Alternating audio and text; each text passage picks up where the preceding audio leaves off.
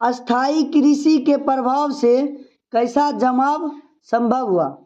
पूछ रहे हैं अस्थाई कृषि के प्रभाव से कैसा जमाव संभव हुआ। तो ऑप्शन ए हमारा है शांति, ऑप्शन बी ज्ञान, ऑप्शन सी संपत्ति और ऑप्शन डी क्या है बहुमूल्य धातु। तो एक का राइट आंसर क्या होगा, एक का जो राइट आंसर होगा वो हमारा होगा ऑप्शन नंबर ए, जो कि हमारा क्या है शांति है।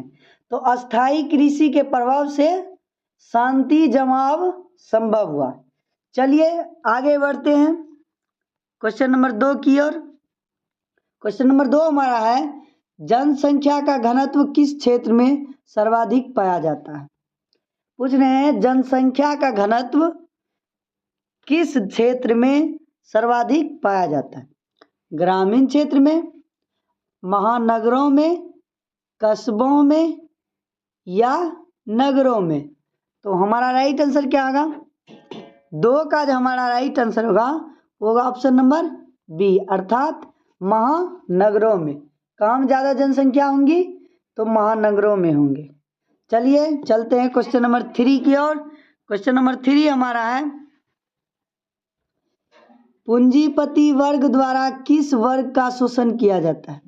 पूछ रहे हैं पूंजीपति वर्ग द्वारा किस वर्ग का शोषण किया जाता है। पूंजीपति यानी कि ज़्यादा रुपया पैसा वाले व्यक्ति के द्वारा या वर्ग के द्वारा किस वर्ग का शोषण किया जाता है। ऑप्शन ए श्रमिक वर्ग, ऑप्शन बी कृषक वर्ग, ऑप्शन डी मध्यम वर्ग और ऑप्शन डी क्या उपयुक्त सभी। तो 3 का आंसर क्या होगा राइट, तो 3 का जो राइट हमारा आंसर होगा ऑप्शन नंबर डी होगा। तो क्या कह रहे हैं ऑप्शन डी होगा। क्यों होगा, क्योंकि कह रहे हैं पूंजीपति वर्ग द्वारा किस वर्ग का शोषण हो रहा।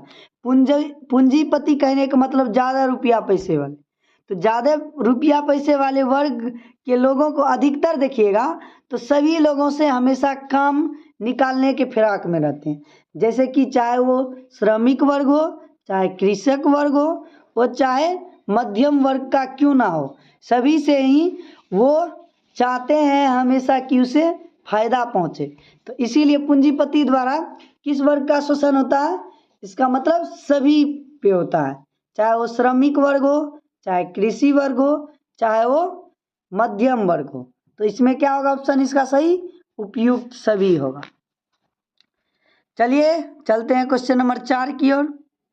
क्वेश्चन नंबर 4 हमारा है एक प्रतियोगी एवं उद्यमी प्रवृत्ति से प्रेरित किस प्रकार की अर्थव्यवस्था लागू की गई। पूछ रहे हैं क्वेश्चन एक प्रतियोगी एवं उद्यमी प्रवृत्ति से प्रेरित किस प्रकार की अर्थव्यवस्था लागू की गई। ऑप्शन ए शिथिल अर्थव्यवस्था, ऑप्शन बी जीवन निर्वाह अर्थव्यवस्था, ऑप्शन सी मुद्रा प्रधान अर्थव्यवस्था और ऑप्शन डी क्या कह रहा है सभी। तो 4 का राइट आंसर क्या होगा, 4 का जो राइट आंसर होगा वो हमारा होगा ऑप्शन नंबर सी, अर्थात क्या होंगे मुद्रा प्रधान अर्थव्यवस्था। तो एक प्रतियोगी एवं उद्यमी प्रवृत्ति से प्रेरित किस प्रकार की अर्थव्यवस्था लागू होती है, वो होती है मुद्रा प्रधान अर्थव्यवस्था। तो क्वेश्चन नंबर 5 हमारा है लंदन में अनिवार्य प्राथमिक शिक्षा कब लागू हुआ। लंदन में जो है ना अनिवार्य है प्राथमिक शिक्षा क्या है प्राथमिक शिक्षा। तो पूछ रहे हैं लंदन में अनिवार्य प्राथमिक शिक्षा कब लागू की गया। तो ऑप्शन ए है 1850 ईस्वी में, ऑप्शन बी है 1830 ईस्वी में, ऑप्शन सी है 1827 और ऑप्शन डी क्या 1870। तो 5 का राइट आंसर क्या होगा, 5 का जो राइट आंसर होगा वो होगा ऑप्शन नंबर डी, क्या होंगे ऑप्शन नंबर डी, जो कि क्या है 1870 ईस्वी। तो लंदन में अनिवार्य प्राथमिक शिक्षा 1870 ईस्वी में लागू किया गया था। चलिए आगे बढ़ते हैं क्वेश्चन नंबर 6 पे। तो क्वेश्चन नंबर 6 हमारा है 1800 क्वेश्चन नंबर 6 हमारा है कि 1810 से 1880 ईस्वी तक लंदन की आबादी 10 लाख से बढ़कर कितनी हो गई थी। पूछ रहे हैं 1810 ईस्वी से 1880 ईस्वी तक लंदन की आबादी 10 लाख से बढ़कर कितनी हो गई थी। ऑप्शन ए है 11 लाख, ऑप्शन बी 40 लाख, सी है 20 लाख और डी 25 लाख। तो राइट आंसर क्या होगा। 6 का जो राइट आंसर होगा वो होगा हमारा ऑप्शन नंबर बी। क्या होंगे, ऑप्शन नंबर बी, अर्थात 40 लाख। तो 1810 से 1880 ईस्वी तक लंदन की आबादी 10 लाख से बढ़कर 40 लाख हो गई थी, अर्थात चौगुनी वृद्धि हुई। चलिए चलते हैं क्वेश्चन नंबर 7 पे। क्वेश्चन नंबर 7 हमारा है सर्वप्रथम भूमिगत रेल कहाँ बनी। पूछ रहे हैं सर्वप्रथम भूमिगत रेल कहाँ बनी। ऑप्शन ए है पेरिस में, ऑप्शन बी न्यूयॉर्क में, ऑप्शन सी लंदन की पेडिंगटन और फेरिगन स्ट्रीट के बीच, या इनमें से कोई नहीं। तो 7 का राइट आंसर क्या होगा। 7 का जो राइट आंसर हमारा होगा वो होगा ऑप्शन नंबर सी। क्या होंगे, ऑप्शन नंबर सी, जो कि हमारा क्या है, हमारा है लंदन की पेडिंगटन और फेरिगन स्ट्रीट के बीच। चलिए क्वेश्चन नंबर 8 पे आते हैं। क्वेश्चन नंबर 8 हमारा है टेनेमेंटस क्या है था। टेनेमेंटस क्या था। ऑप्शन ए कहने पक्के मकान, ऑप्शन बी महल, ऑप्शन सी काम चलाऊ मकान, ऑप्शन डी बड़े मकान पक्के मकान में। तो ऑप्शन हमारा क्या होगा, 8 का जो राइट आंसर होगा वो हमारा होगा ऑप्शन नंबर सी। क्या होंगे, ऑप्शन नंबर सी, जो कि हमारा क्या है, काम चलाऊ मकान था। टेनेमेंटस क्या था, काम चलाऊ मकान था।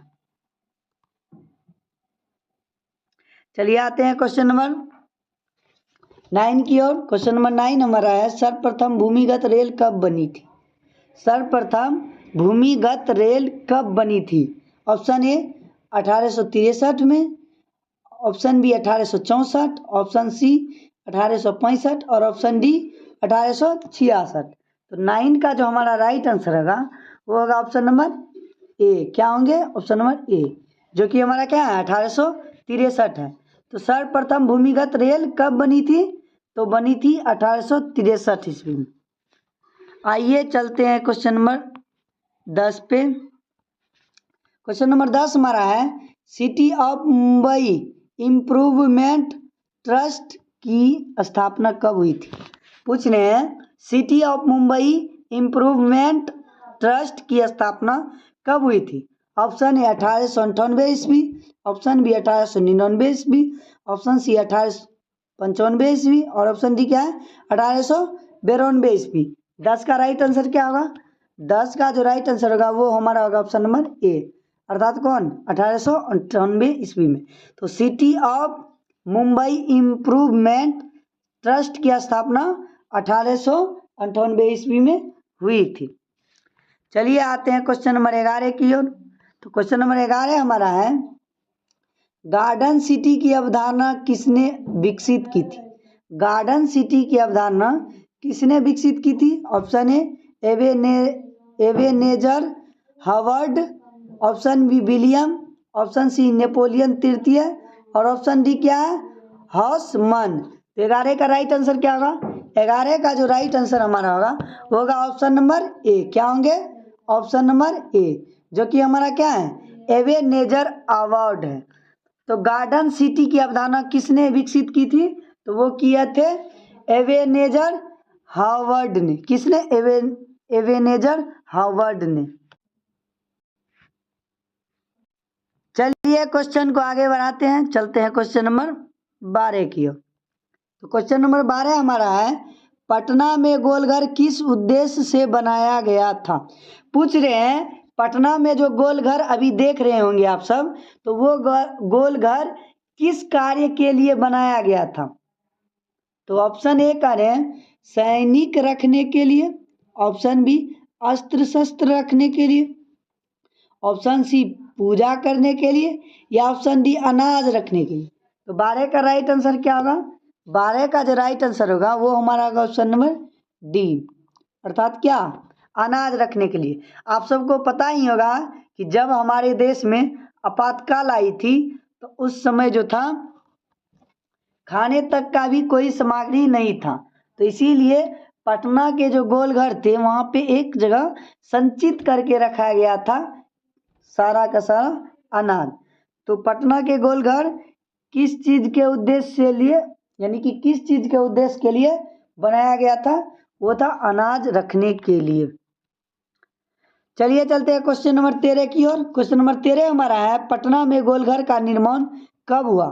पटना में गोलघर का निर्माण कब हुआ? ऑप्शन ए 1757 ईस्वी में, ऑप्शन बी 1764 ईस्वी में, ऑप्शन सी 1787 ईस्वी में, और ऑप्शन डी क्या है? 1786 ईस्वी में। तो 13 का राइट आंसर क्या होगा? 13 का जो राइट आंसर होगा वो हमारा होगा ऑप्शन नंबर डी। क्या होंगे?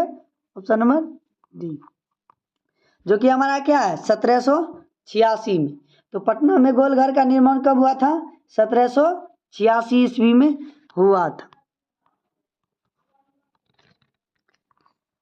आइए चलते हैं क्वेश्चन नंबर 14 पे। क्वेश्चन नंबर 14 हमारा है निम्नलिखित में से कौन सा सामाजिक वर्ग बुद्धिजीवी वर्ग के रूप में उभर कर सामने आया? क्वेश्चन पुनः रिपीट कर रहे हैं। क्वेश्चन हमारा है निम्नलिखित में से कौन सा सामाजिक वर्ग बुद्धिजीवी वर्ग के रूप में उभर कर सामने आया? ऑप्शन ए उद्योगपति उद्योग, ऑप्शन बी है मध्यम वर्ग, ऑप्शन सी श्रमिक वर्ग, और ऑप्शन डी पूंजीपति वर्ग। 14 का राइट आंसर क्या होगा? 14 का जो राइट आंसर होगा वो हमारा होगा ऑप्शन नंबर बी, अर्थात क्या है? मध्यम वर्ग। तो निम्नलिखित में से कौन सा सामाजिक वर्ग बुद्धिजीवी वर्ग के रूप में उभर कर आया? तो वो है मध्यम वर्ग। कौन है? मध्यम वर्ग। आइए चलते हैं क्वेश्चन नंबर 15 की ओर। क्वेश्चन नंबर 15 हमारा है पटना का प्राचीनतम नाम क्या था? पटना का प्राचीनतम नाम क्या था? Option A Rajgir, option B Pawapuri, option C Pataliputra, और ऑप्शन डी नालंदा। तो 15 का राइट आंसर क्या होगा? 15 का राइट आंसर होगा वो हमारा होगा ऑप्शन नंबर सी, अर्थात क्या है? पाटलिपुत्र। तो आप सबको पता ही होगा कि पटना का अनेक नाम है, जैसे हो गया पटना, पाटलिपुत्र, और कुसुमपुर था, पुष्पपुर था। ये सारे के सारे नाम किसके हैं? पटना के हैं। किसके हैं? पटना के हैं। चलिए ये आप 10th के संस्कृत बुक में पढ़िएगा तो आप सबको पता चल ही जाएगा कि पटना का क्या क्या नाम था। ठीक है, चलिए चलते हैं क्वेश्चन नंबर 16 पे। क्वेश्चन नंबर 16 में हमारा है क्या कि शहर को आधुनिक व्यक्ति का किस प्रकार का क्षेत्र माना जाता है? क्वेश्चन पुनः रिपीट करने कह रहे हैं शहर को आधुनिक व्यक्ति का किस प्रकार का क्षेत्र माना जाता है? ऑप्शन ए विस्तृत क्षेत्र, ऑप्शन बी सीमित क्षेत्र, ऑप्शन सी प्रभाव क्षेत्र, और ऑप्शन डी सभी। तो 16 का राइट आंसर क्या होगा? 16 का जो राइट आंसर हमारा होगा वो होगा ऑप्शन नंबर सी। क्या होंगे? ऑप्शन नंबर सी, जो कि हमारा क्या है? प्रभाव क्षेत्र। तो शहर को आधुनिक व्यक्ति का किस प्रकार का क्षेत्र माना जाता है? तो प्रभाव क्षेत्र। चलिए आते हैं क्वेश्चन नंबर 17 पे। क्वेश्चन नंबर 17 हमारा है कि सामंती व्यवस्था को हटाकर किस प्रकार की सारी व्यवस्था की प्रवृत्ति बढ़ी? पूछ रहे हैं सामंती व्यवस्था को हटाकर किस प्रकार की सारी व्यवस्था की प्रवृत्ति बढ़ी? ऑप्शन ए हमारा है